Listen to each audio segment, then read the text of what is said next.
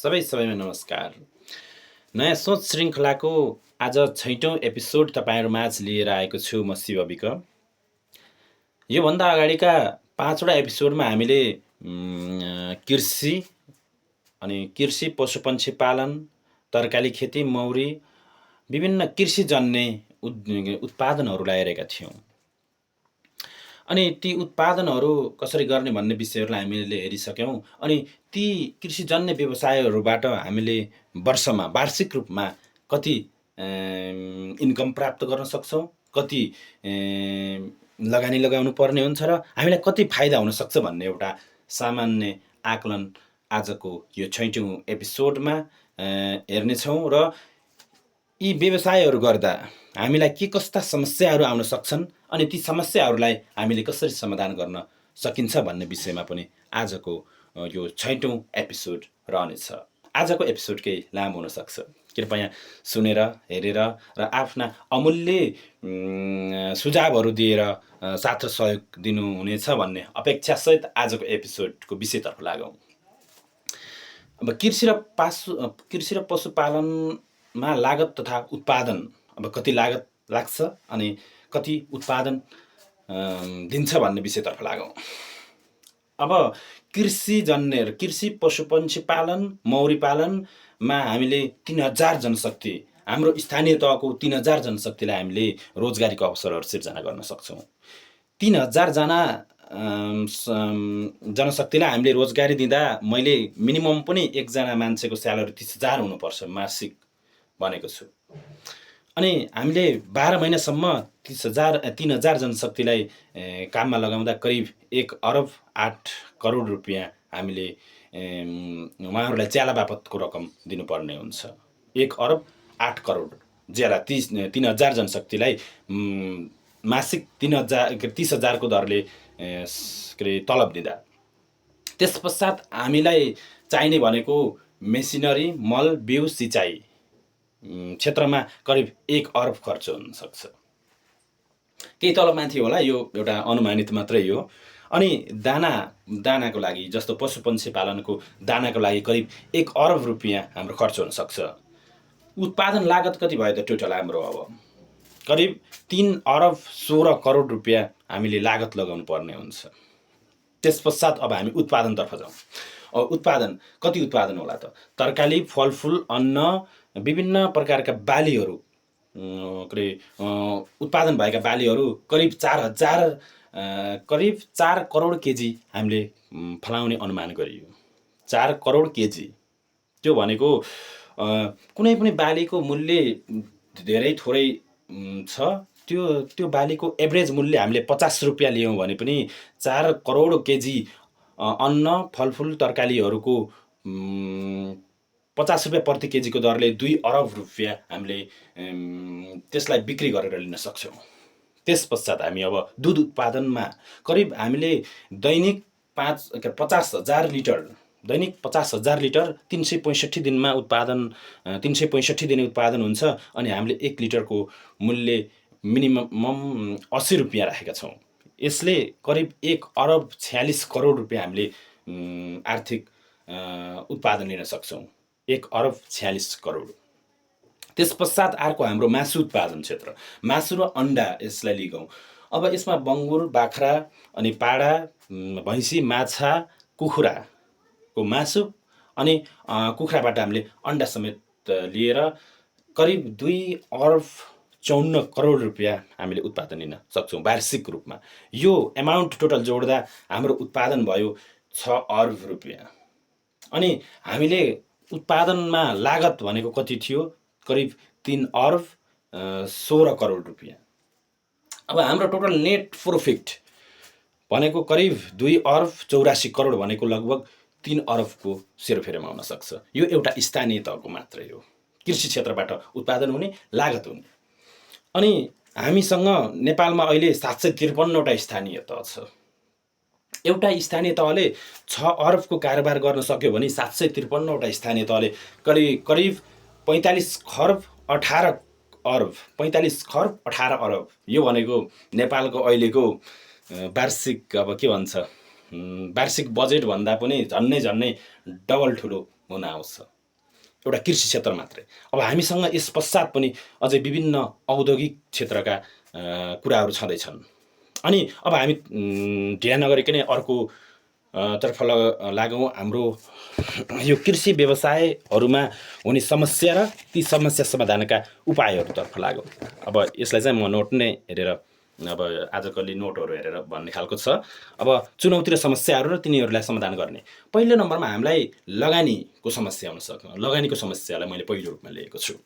अब लगानीको समस्यालाई कसरी समाधान गर्न सकिन्छ भन्ने विषयमा हामीले सेयर सङ्कलन गर्ने भनेर मैले योभन्दा पहिला नै भनेको छु। सेयर सङ्कलन स्थानीय तहको, यो सेयर सङ्कलनलाई नै मैले दुई भागमा बाँडेको छु। एउटा सेयर सङ्कलन गर्ने स्थानीय तहका अनिवार्य रूपमा मान्छे जन्मिँदा बित्तिकै उसले सेयर लियोस्। कुनै कसैको घरमा एउटा बच्चाको जन्म भयो, उसले जन्म न्वारान हुँदा बित्तिकै उसको नाममा गाउँपालिकाको अथवा स्थानीय तहको सेयर होस्। त्यस पश्चात अर्को बाहिरी सेयर सङ्कलन, अन्य गाउँपालिका अनि अन्य स्थानीय तहका नागरिकहरूसँग पनि हामीले सेयर लिने खालको त्यस्तो वातावरण कायम गर्ने। बैङ्कहरूसँग ऋण लिने, ब्याङ्कहरूसँग ऋण लिने। यो कृषि क्षेत्रमा हरेक ब्याङ्कहरूले निश्चित आफ्नो रकमको निश्चित पर्सेन्ट लगानी गर्नुपर्ने हुन्छ। अनि केन्द्र सरकार र प्रदेश सरकारबाट प्राप्त हुने योजना र अनुदानहरू पनि यसैमा आउने गर्दछन्। अहिले जहाँ छितरिएर गएको छ, आफ्ना पार्टीका कार्यकर्ताहरूलाई सामान्य 1-2 लाख रुपियाँ बाँड्नु भएको छ, त्यो रकम चाहिँ केन्द्रीकृत हुने भयो, कृषि क्षेत्रमै प्रयोग हुने भयो। अनि योजना र अनुदानका कार्यक्रमहरू त्यही भयो। अनि दोस्रो नम्बरको समस्यामा उत्पादित वस्तुहरूको बिक्री कसरी गर्न सकिन्छ, के समस्याहरू आउन सक्छन् भन्ने। हामीले रसायनयुक्त मलको प्रयोग नगरिकन अर्ग्यानिक वस्तु मात्र उत्पादन गर्ने उद्देश्य र अर्ग्यानिक वस्तुहरू मात्र उत्पादन गर्ने। अब स्थानीय तहमा आवश्यक वस्तुहरू स्थानीय तहमा नै खपत हुन्छन्, कृषिजन्य वस्तुहरू। त्यस पश्चात उत्पादित वस्तुहरू नजिकका ठुला नगरपालिका, महानगरपालिका, उपमहानगरपालिका जस्ता सहरहरूमा बिक्री गर्ने। त्यस पश्चात अनि गाउँपालिकाको, अब यो बङ्गासकाली गाउँपालिकाको मात्रै रहेको छ है, म आफ्नो गाउँपालिकाको केही उदाहरणहरू दिन्छु भनेको थिएँ पहिले पनि। बङ्गासकाली गाउँपालिकाको चिलाङ्दे भन्ज्याङमा सपिङ सेन्टर, भनौँ सपिङ सेन्टरको स्थापना गरी त्यहीँबाट नै आफ्ना उपजहरू बिक्री वितरणहरू गर्ने योजना। त्यस पश्चात बाँकी रहेको हाम्रो उत्पादनलाई चाहिँ जस्तो हाम्रो गौतम बुद्ध अन्तर्राष्ट्रिय विमानस्थल यही नजिकै हाम्रो नजिकै रहेको छ, त्यहाँ मार्फत हामीले अन्तर्राष्ट्रिय व्यापार पनि गर्न सकिन्छ।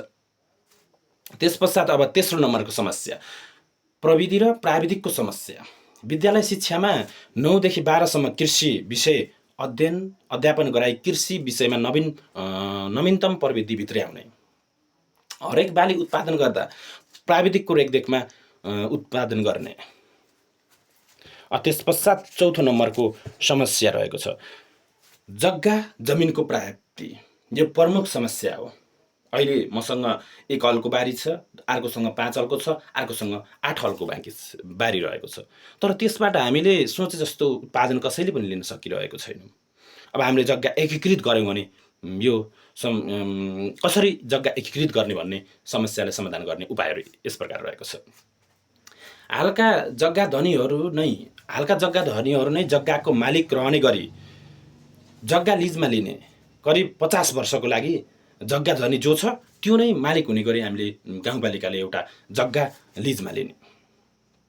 बिना रकम गाउँपालिकाको नाममा जग्गा दिने, बिना रकम गाउँपालिकाको नाममा जग्गा दिने र बिना रकम लिजमा दिनेको नाम गाउँपालिका अथवा स्थानीय तहको स्मारकमा लेख्ने र वार्षिक रूपमा सभा आयोजना गरी जग्गादाता र निशुल्क लिजमा दिनेलाई वा तिनीहरूको सन्ततिहरूलाई सम्मान गर्ने कार्यक्रम राख्ने। यो सम्मान कार्यक्रमले गर्दा मान्छेहरूले जग्गा दान पनि दिन सक्छन् अथवा निशुल्क जग्गाहरू लिजमा दिन सक्छन्। अनि जमिन एकीकृत गर्नका लागि गाउँपालिकाभित्र अथवा स्थानीय तहभित्र पर्ने बस्ती र घर रहेको बाहेकका जमिन कृषि बाली उत्पादनका लागि हरेक नागरिकहरूले स्वेच्छाले लिजमा, बिना लिजमा, रकम एउटा लिजमा लिएर दिने, स्वेच्छाले बिना रकम लिजमा वा जग्गा दान गर्न पाउने व्यवस्था गर्ने। अर्को कृषियोग्य भूमिमा बस्ती नबसाउने, यदि बसेको भए गाउँपालिकाले स्थानीय तहले सेवा र सुविधा दिन सहज हुने ठाउँमा अपार्टमेन्ट सिस्टममा नयाँ बस्ती बसाउने। अनि खेतीयोग्य जमिनमा रहेका बुट्यान र झाडी फडानी गरी खेतीपाती गर्ने, जस्तो विभिन्न खेतीयोग्य जमिनहरू अबमा वनजङ्गल भएको छ त्यसलाई फडानी गरेर खेतीपाती गर्ने। सरकारी वन तथा सामुदायिक वनमा समेत फलफुल खेती, सुन्तला, केरा, कागती विस्तार गर्ने। अनावश्यक वन बुट्यान झाडी नष्ट गरी कृषिका लागि जमिन तयार गर्ने। अनि त्यसपश्चात अर्को रहेको छ सिँचाइ, मल र बिउ र कीटनाशकको समस्या हुन सक्छ। हामीलाई सिँचाइ व्यवस्था कसरी गर्ने त? सिँचाइ समस्यालाई समाधान गर्नका लागि करिब 1 लाख लिटर, 50,000 लिटर, 20,000 लिटर र 10,000 लिटर गरी प्लास्टिक पोखरी करिब 1,000 को सङ्ख्यामा निर्माण गर्ने। यो बङ्नासकालीको मा मात्र है त। कम्तीमा ठुला साना गरी करिब 1000 को सङ्ख्यामा पोखरीहरू निर्माण गर्ने, प्लास्टिक पोखरीहरू निर्माण गर्ने। वर्षायाममा त्यो पोखरीमा अब जसमा वर्षायाममा परेको पानी सङ्कलन गर्ने, खोला नालाको पानीले र नदीको पानीले यहाँ ल्याउनुले जसमा वर्षायामको पानी सङ्कलन गर्ने, खोला नालाको पानी र नदीको पानी कुलो बनाएर हुने ठाउँमा कुलो बनाएर सिँचाइ गर्ने र उच्च ठाउँमा लिफ्टिङ गरी सिँचाइको व्यवस्था गर्ने। उच्च ठाउँ रहेको ठाउँमा नदी अथवा खोलाको पानी लिफ्टिङ गरी डाँडोमा पुर्याउने। त्यसपश्चात हामीले बनाएका ती पोखरीहरूमा पानी भरेर अनि सिँचाइ कार्यमा प्रयोग गर्ने। जहाँ जहाँ आवश्यक पर्छ त्यहाँ पोखरीहरू निर्माण गर्ने। अनि रासायनिक मलको प्रयोगमा रोक लगाउने, पशुपन्छी पालन व्यवसायबाट प्राप्त भएको मलको प्रयोग गर्ने र कम्पोस्ट मल बनाएर प्रयोग गर्ने, रासायनिक मलहरू प्रयोग नगर्ने। त्यसपश्चात आहारको समस्या भनेको हामीलाई बिउ उत्पादनको समस्या हुन सक्छ। प्रविधि र प्राविधिकको सहयोगमा हरेक बालीको बिउ उत्पादन गर्ने र आफ्नो स्थानीय तहमा प्रयोग गर्ने र बिउ बिक्री समेत गर्ने। आफ्नो स्थानीय तहमा नै हामीले बिउहरू उत्पादन गर्ने र अन्यत्र बाहिर पनि बेच्ने। अनि अर्को कीटनाशकको प्रयोग। अब कीटनाशक किराहरूले सताउन सक्छ कृषिहरूमा। अब पशुपालन व्यवसायबाट प्राप्त हुने पिसाबलाई कीटनाशकको रूपमा प्रयोग गर्ने, जैविक कीटनाशकको उत्पादन र प्रयोग गर्ने। अनि रासायनिक कीटनाशकहरू आपतकालीन अवस्थामा मात्र प्रयोग गर्ने र ती कीटनाशक औषधिहरू छर्दा हामीले ड्रोनहरूको माध्यमबाट छर्ने। नयाँ प्रविधि भित्र्याउने, ड्रोनको प्रयोग। त्यसपश्चात अर्को जनशक्ति र श्रम शक्तिको पनि अभाव हुन्छ एउटा कृषि उत्पादनमा, आवश्यक पर्दछ। अब स्थानीय तहका बासिन्दाहरू मध्येबाट सुरुमा एउटा परिवारबाट 1 जना हुने गरी, अनि त्यसपश्चात एउटा कोटा सबैको समाप्त भइसकेपछि 2 जना हुने गरी प्रत्येक घर परिवारबाट रोजगारीको समान अवसर प्राप्त हुने गरी 100% रोजगारीको अवसर सिर्जना गर्ने 18 वर्ष पुगेका नागरिकहरूलाई। अनि कृषि यन्त्र र मेसिनरीको प्रयोग पनि एउटा समस्या। अनि परम्परागत हाम्रा कृषि औजार बनाउने आरनहरूलाई उद्योगको रूपमा विकास गर्ने, आधुनिक औजारहरू बनाउने र अध्ययन अनुसन्धान गर्ने। अनि विद्यालय शिक्षामा इन्जिनियरिङ शिक्षा अन्तर्गत पर्ने इन्जिनियरिङ शिक्षामा कृषि औजारहरू कस्ता खालका विदेशहरूमा बनेका छन् ती कृषि औजारहरू बनाउने प्रयासहरू गर्ने। नयाँ कृषि औजारहरू जस्तो मानव ड्रोनै बनाउने खालका त्यस्ता इन्जिनियरिङ शिक्षाहरू प्रयोग गर्ने। अनि यो विषयलाई विशेष गरी हामीले हाम्रो औद्योगिक क्षेत्र अथवा शिक्षा क्षेत्रमा पनि हेर्नेछौँ यस पछाडिको। यति भन्दै आजको यो 6औं एपिसोडबाट तपाईँहरू माझबाट बिदा हुन चाहन्छु।